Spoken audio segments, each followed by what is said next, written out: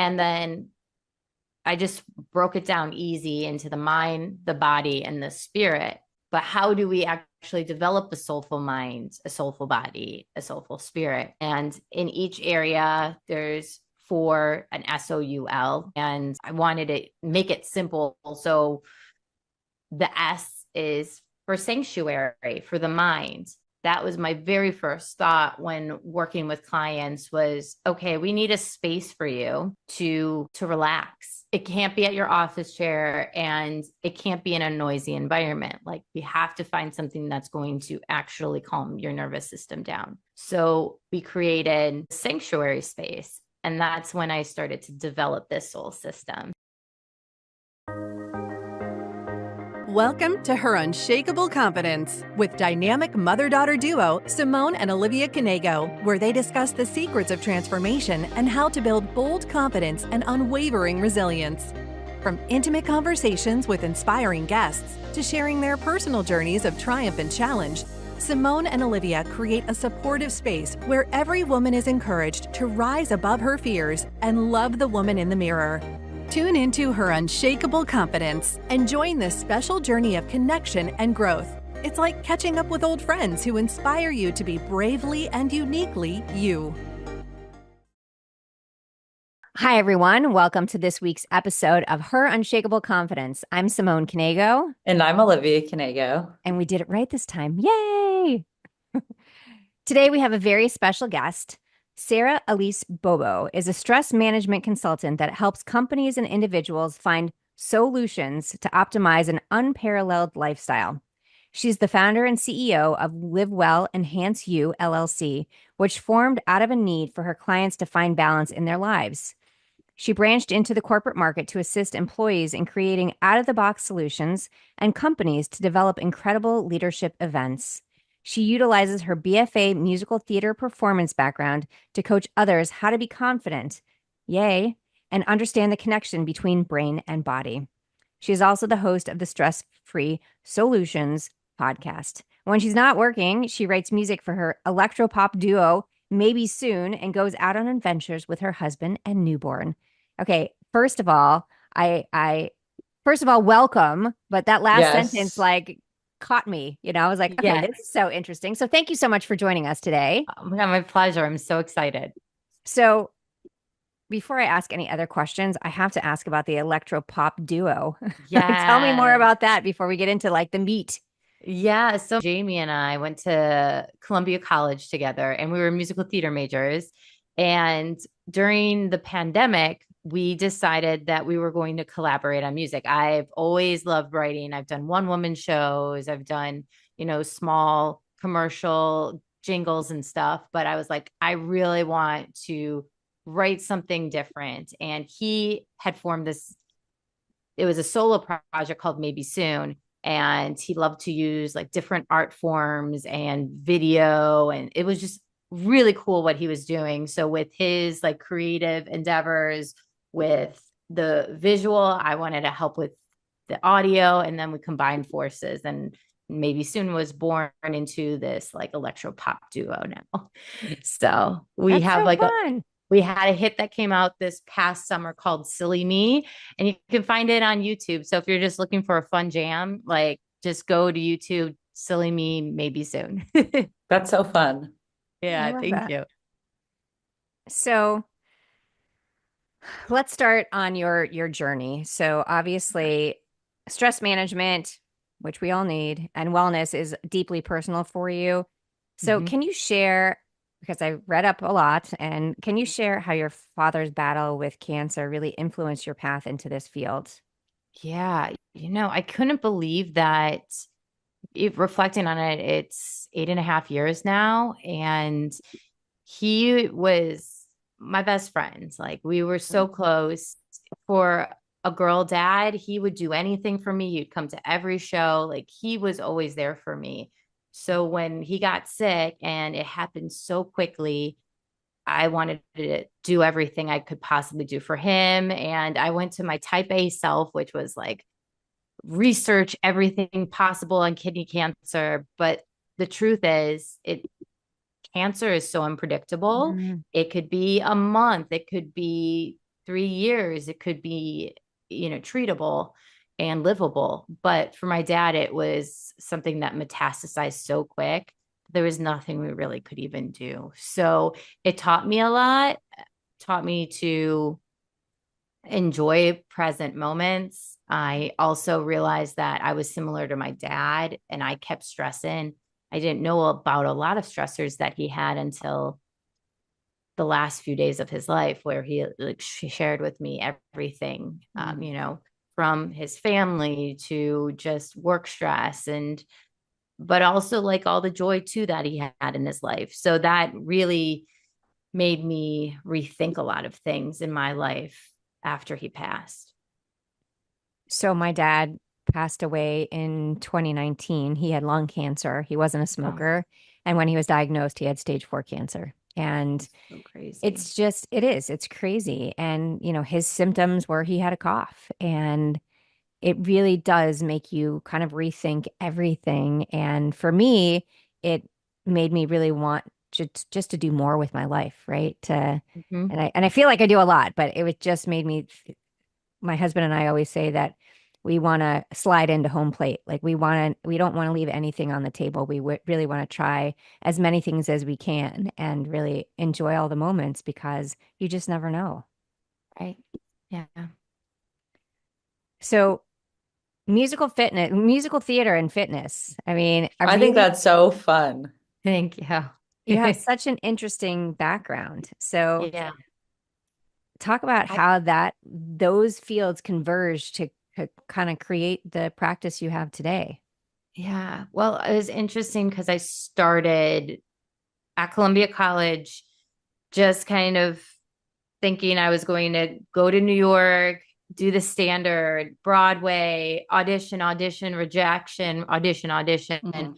And in college, I had two outside jobs to, you know, make rent and everything. And it was Pilates and it was singing. So those two things just started to collide. And then I realized, wow, I could put these to use.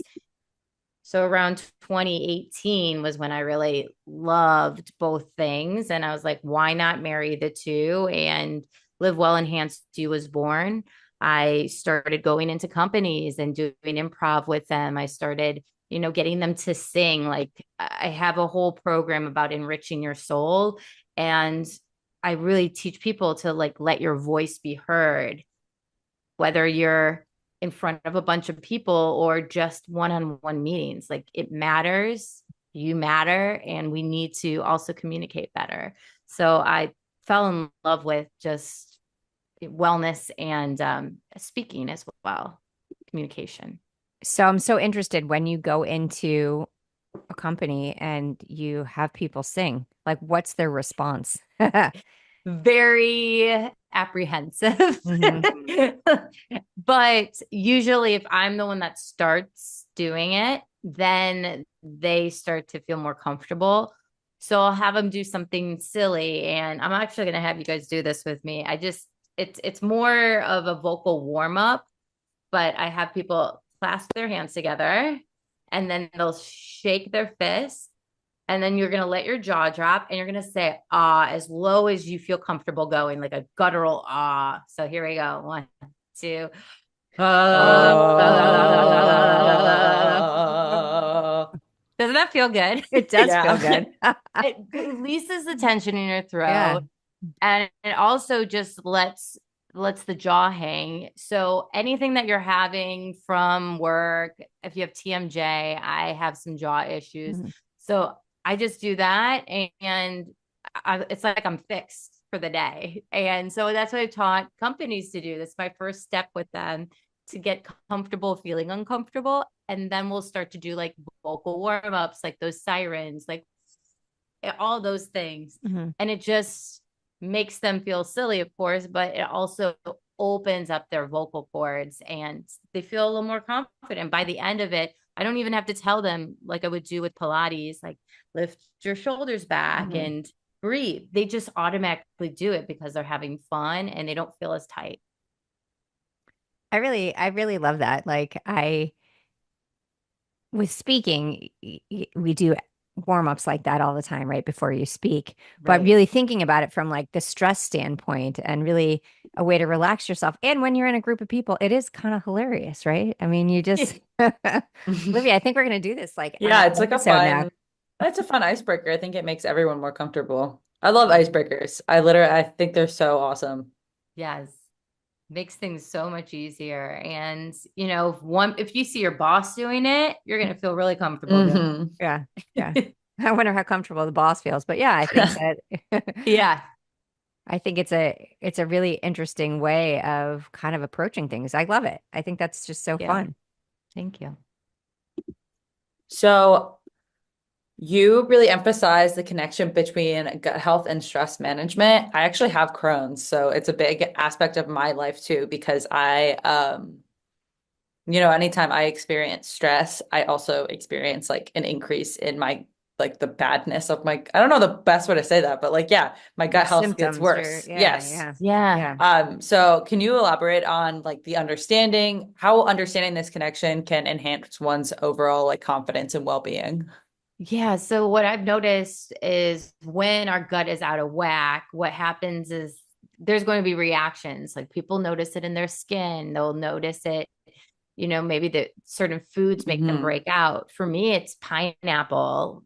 And it was such a random thing to discover, but there's like an enzyme in it that really causes me to react. And then if I'm stressed on top of that, and I had a piece of pineapple, I can literally might feel my throat close. Mm. So it's amazing how the gut is almost like our second brain. And they say that everywhere in the science journals. And I'm just always amazed because I feel it. And I'm sure you do too. It's like when something is out of whack, you're not able to completely function properly. Like maybe it's you're tired or you're a little bit hangry or just angry in general. Maybe you just feel like low energy. How does it feel usually for you?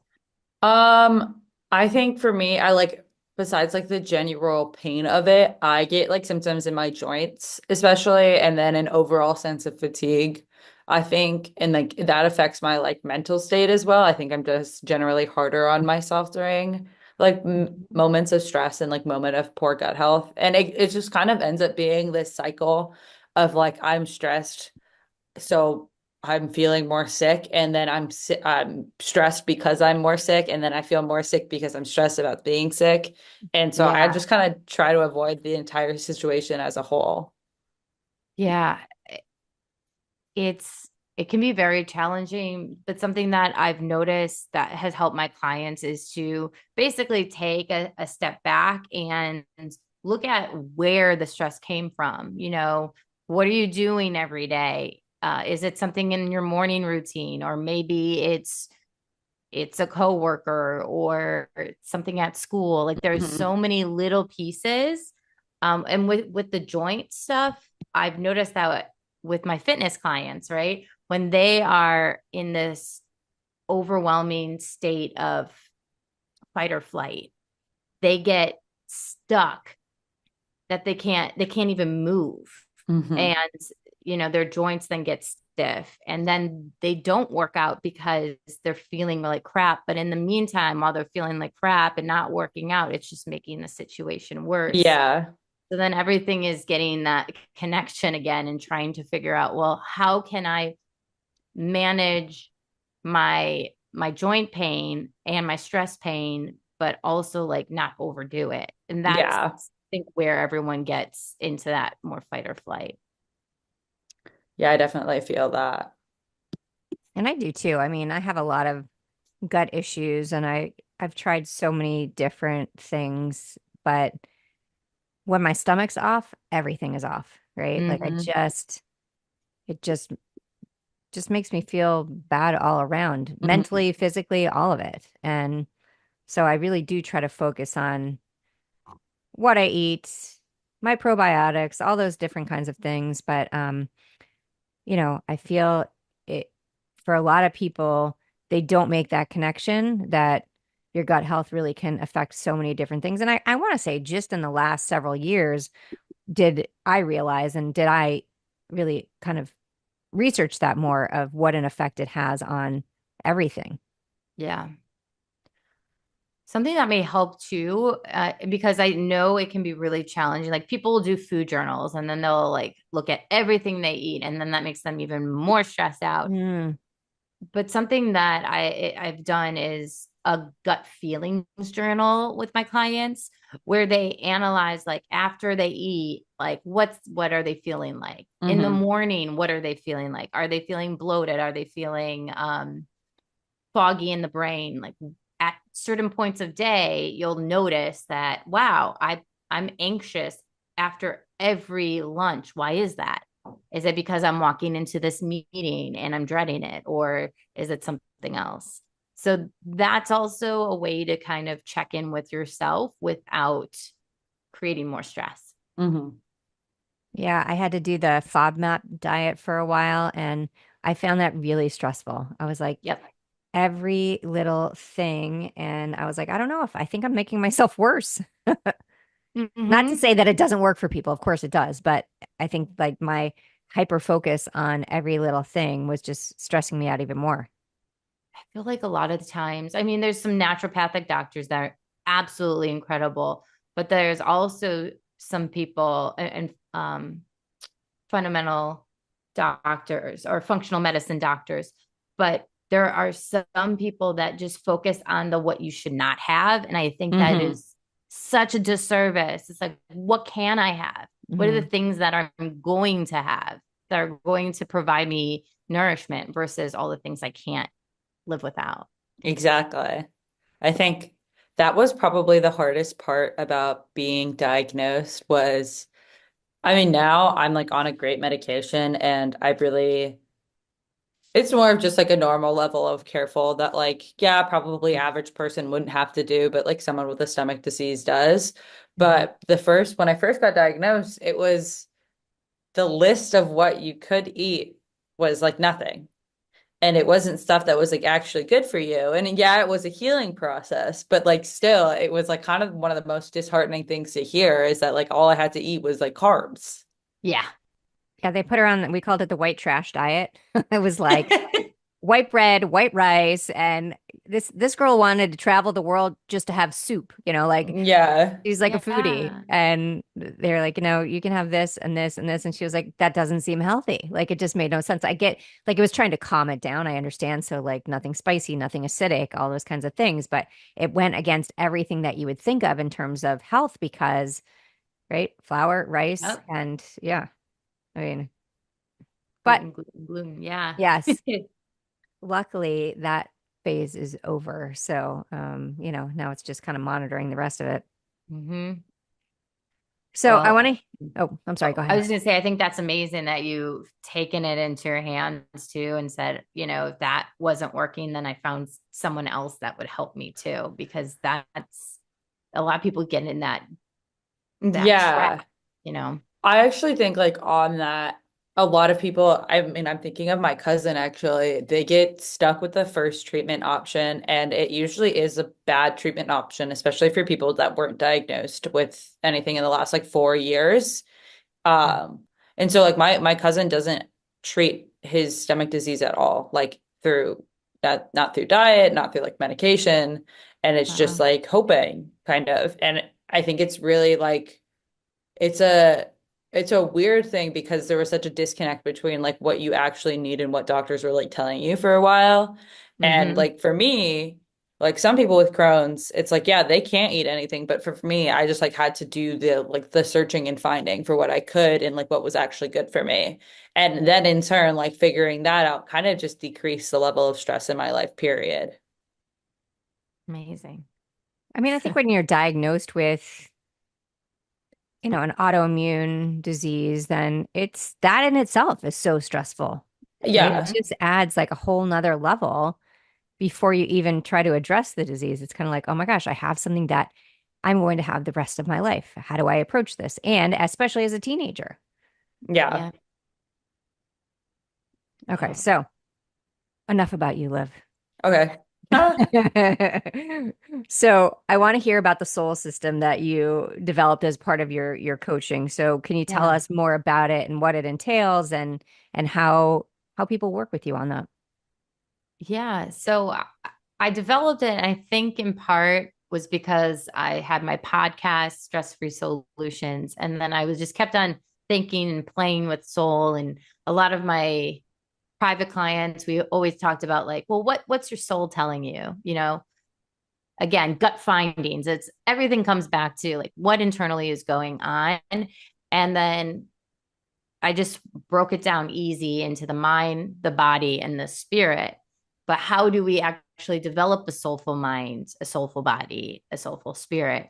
And in each area, there's for an SOUL. And I wanted to make it simple. So the S is for sanctuary, for the mind. That was my very first thought when working with clients was, okay, we need a space for you to relax. Like it can't be at your office chair. It can't be it can't be at your office chair, and it can't be in a noisy environment. Like we have to find something that's going to actually calm your nervous system down.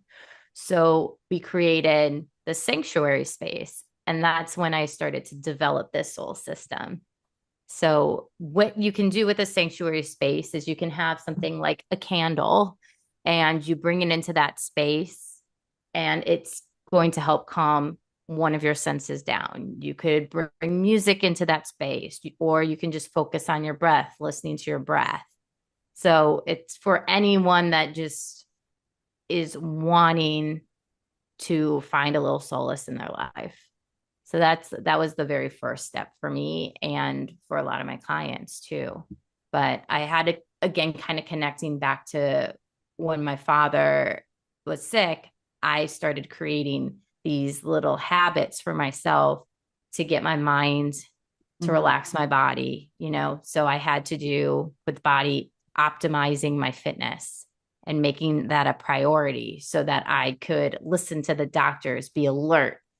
And that was a routine I did basically every day. Even if it was just stretching for the day, I had to do it for myself so I could be there for my dad and for my mom in case she didn't hear something the doctor was saying. So What does your those fitness are like routine two look examples.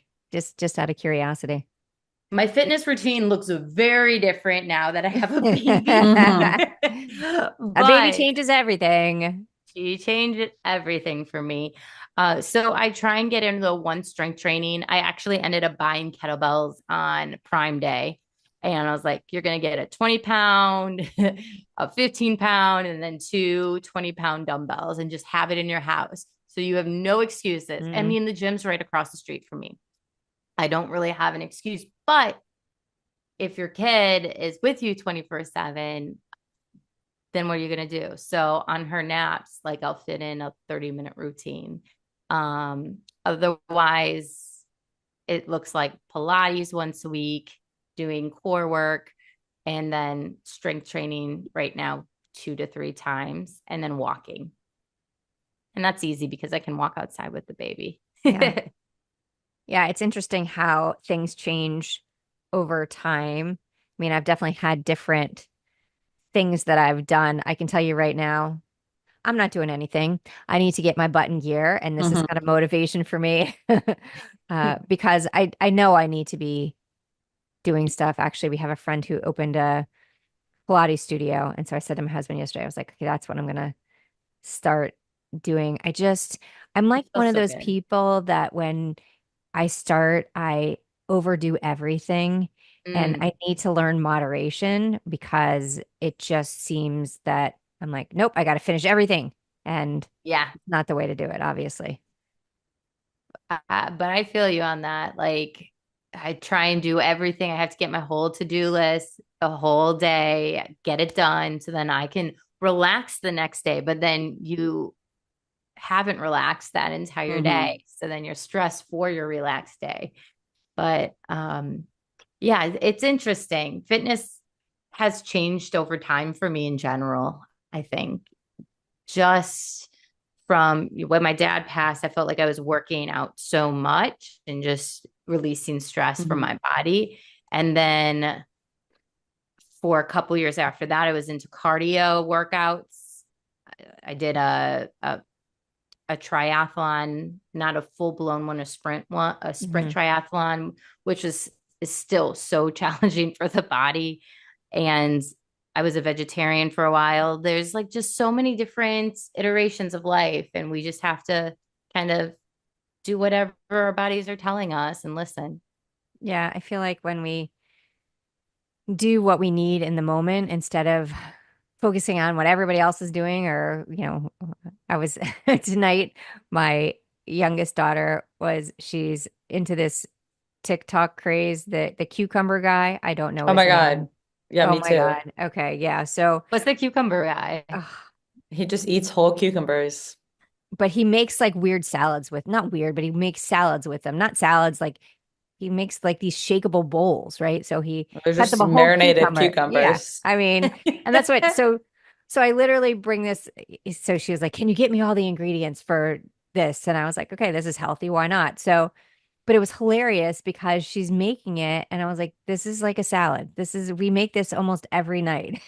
She's like, "But no, Yes. it's different." I was like, "Okay, Well, it's it's because different he because you're uses going the to, mandolin. yeah, well, we don't have a mandolin, but she's like Oh, well, I took shaking your it up in it. mandolin. Yeah, you did take my mandolin. But she's like, it was all about like shaking it up and putting cream cheese in it, which was so weird to me. I was like, she's like, it's so delicious. It tastes like sushi without the fish. I'm like, okay, if you say so. But, it's like So funny. everything goes in spurts, right? I mean, I'm bringing this Mhm. back to the whole fitness thing, the food crazes, it's following what's out there rather than doing like what you actually need to do, which again, I don't mind that she wants to make a cucumber salad. Good for her. Hmm. Great. Right. Yeah, it was funny to watch it happen. Especially because I think she was like, "Oh, look at me. I'm cooking." I was like, "I don't really consider cutting up cucumbers cooking, but you go for it. You got this." Yes. The best part was when she was like, "Okay, what am I supposed to do with the garlic?" She tried to put like the whole garlic clove in there with the like skin on. And I was like, "What have I done wrong here?" Oh, girl, girl, girl. Um, okay, back to regularly planned programming. So I want to really talk more about stress and Mhm. especially high achievers with stress and how your work focuses on that and really suggestions for people on a daily basis because obviously we are all under a lot of stress and I think I like to say that a little bit of stress is okay because you know that you're moving forward, but obviously when it gets to that overwhelming piece, Mm. it's hard to kind of regroup after that. So tell me like advice that you would give to people that are feeling Yeah. overwhelmed. So kind of going back to that, enrich your soul, the soul system, that piece of spirit, like doing spiritual self-care. And there's just a lot of self-care hacks that people have done for so many years, and it could be even as simple as like going to get a mani-pedi. But I'm like, if you're not relaxed while you're getting your mani and pedi, like what's the point of Mm, self-care?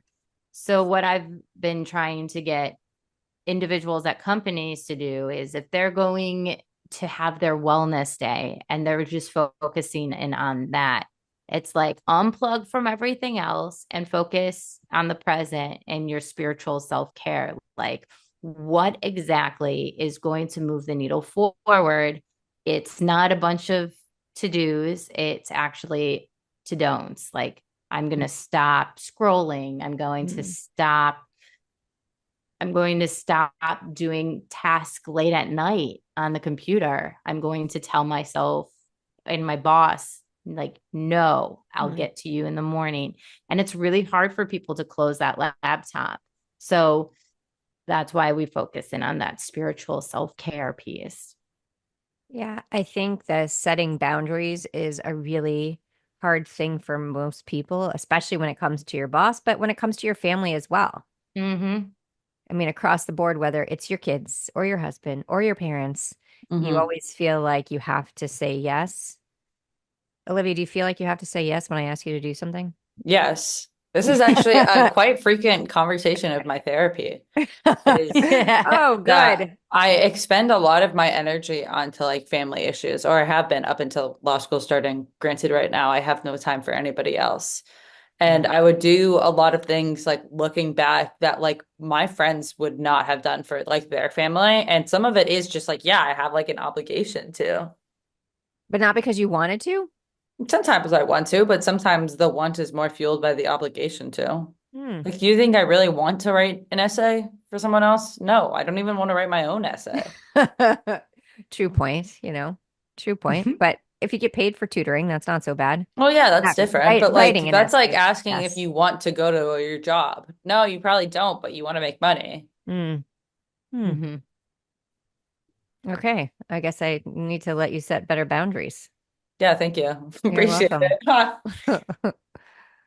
But I do think Boundaries are that's, hard. They're Yeah. yeah. hard though, man. Like there's so many things that can get in the way. And because you don't want to also disappoint. And I think too, there's always different family dynamics. I remember when I was getting into health and wellness coaching for the first time, and they were just sharing, one family dynamic is going to look completely different from another. What if depending on how many kids are in the family or how they were raised. Like it's just so different. And we have to be okay with saying, oh, I loved that part of my childhood, but I also didn't care for this. And that can be very hard because you don't want to like disappoint any relatives or upset anyone. I think it's like that decision. Which one is more stressful, right? Saying Mm, no, I'm not going to help, or actually helping, right? Because Yeah. there's different levels of stress there. yeah. And Hmm. I think like in all aspects, I'll probably not in terms of family, like not with you guys, but overall, I would say like I'm a people pleaser because if I see other situations like that, like my first result is like, you know what, sometimes it is just easier to Mm, go with it, even if it's not something you want to do. It's sometimes harder to say no, which makes like saying no not the appealing option. yeah.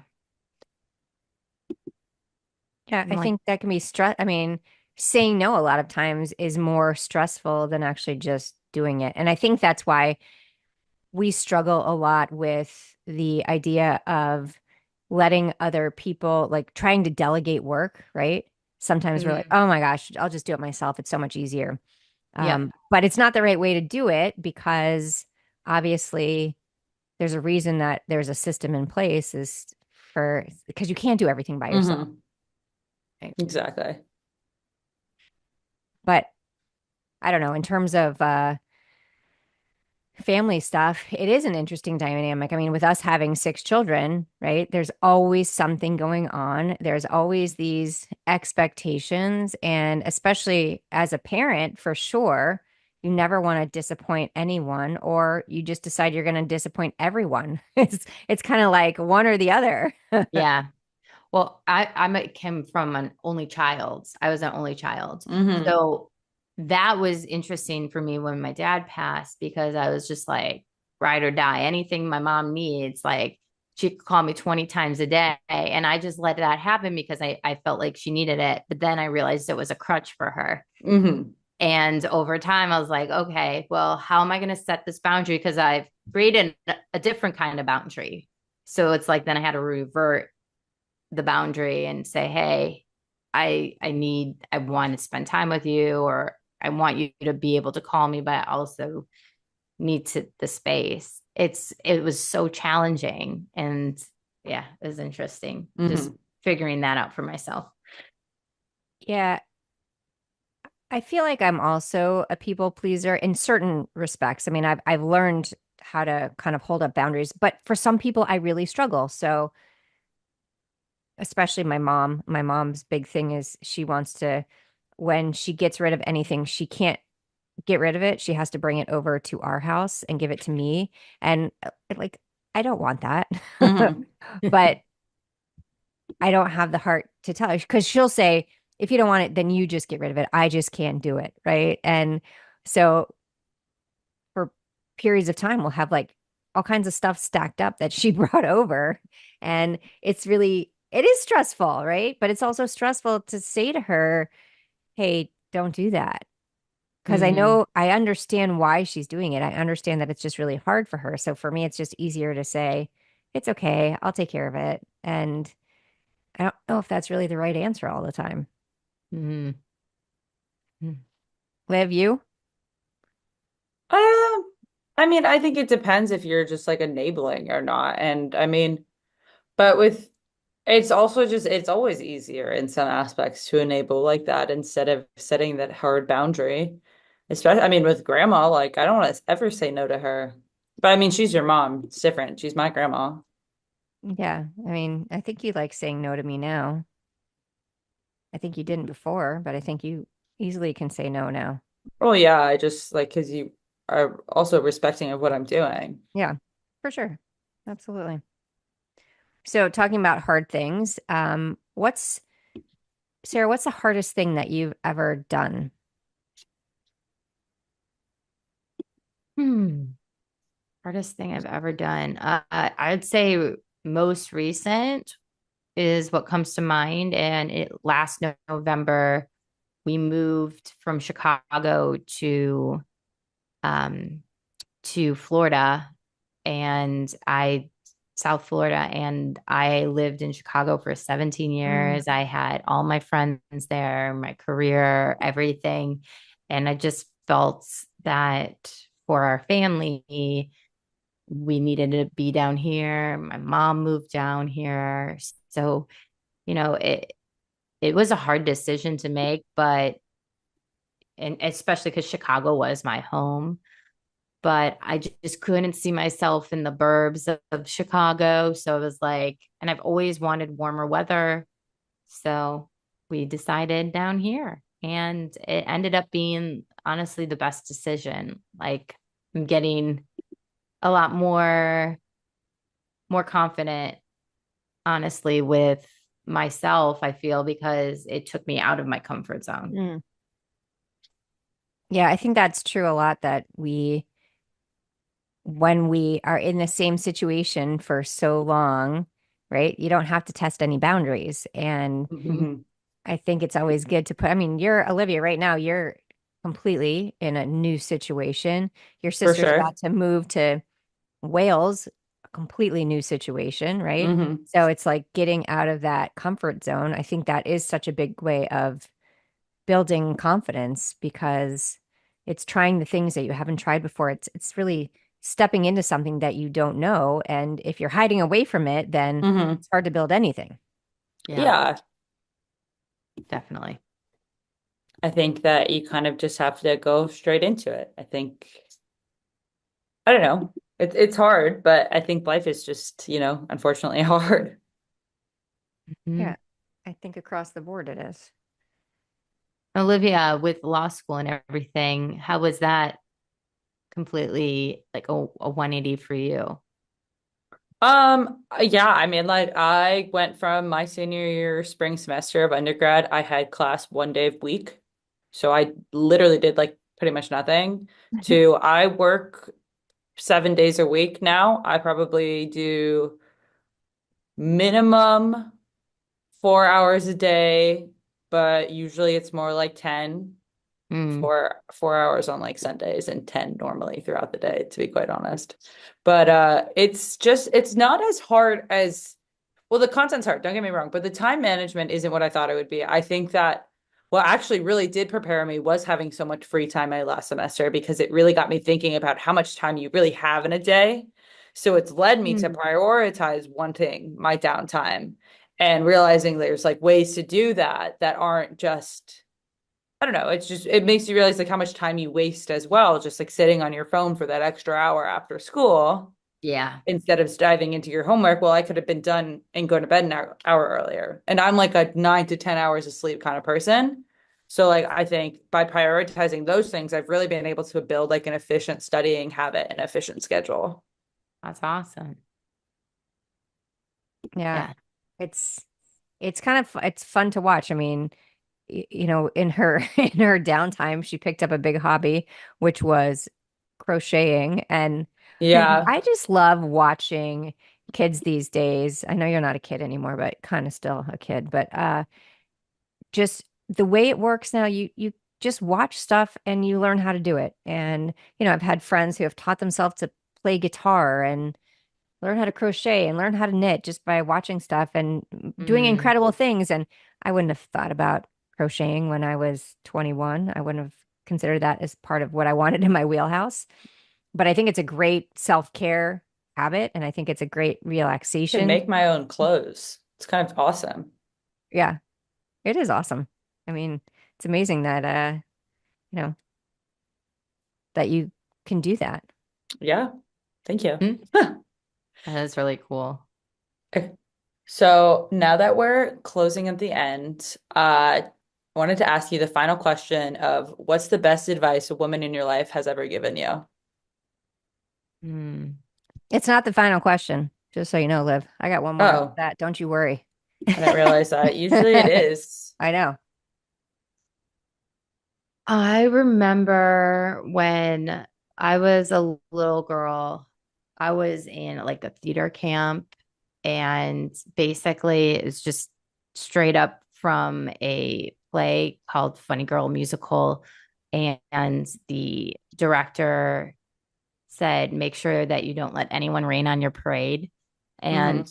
that for me, just like whenever something would happen, whether I got rejected for a show or something didn't go my way, I would just say to myself, don't let that rain on my parade, because there's something better that's out there for me. And it always reminded me of that. So I think having that director tell me that really helped. I love that. And I think that's like great advice for everyone that, Mhm. there's always something, you're not always going to get the yes, right? And, Yep. but there's always something else waiting for you. You just have to keep going. Yeah. So my final question, Mm. because I didn't ask it Mhm. when I was supposed to ask it, I guess. Obviously, her unshakable confidence. So, what does Mm. confidence mean to you? Another great question. Honestly, confidence means to me being able to not only stand up for yourself, but voice your opinion, because your voice matters, and just getting comfortable with being uncomfortable voicing your opinions, because I feel like a lot of the time as women we tend to silence ourselves because society might have taught us that growing up, or maybe there was someone in your life that always tried to Mm. shush you. But what we really need to do is stand up and speak up. Yeah, I was watching something earlier and I don't remember who it was, but it was like a quick clip of a woman saying that you are born worthy.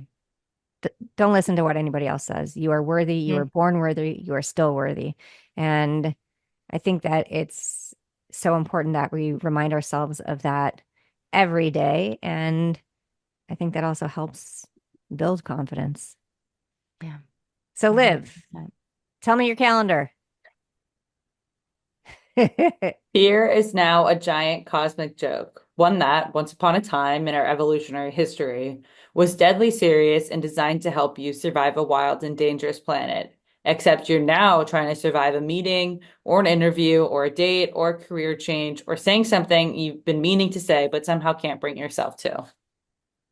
Hmm, very interesting, right? Mm-hmm. I Hmm. mean, just what we were talking about, actually, what you just said about using your voice, how important it is to use your voice. We do have that fight or flight still, even though we're not trying to run away from prehistoric animals, Hmm. but it's still in our brain that we have all these negative thoughts, and we really need to kind of refocus and understand the importance of what we do every day. Yeah, 100.